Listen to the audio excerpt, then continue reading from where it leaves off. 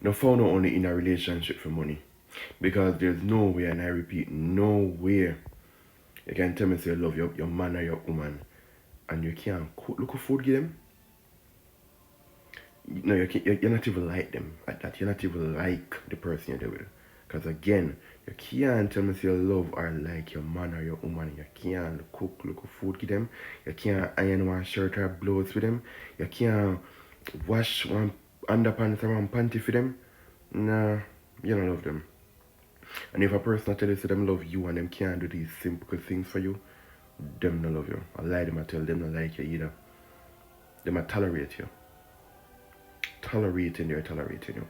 If you can't do it as in they physically do not have the capabilities, they don't have the knowledge to do it, and they're not even interested to learn, them not like you. May I tell you, I've been with women who actively tell me say them can't cook.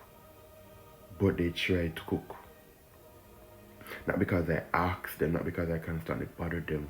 They wanted to. So me I tell you, if the man or the woman they tell us say them not do this for your man or them not do this for your woman, them not like you like that.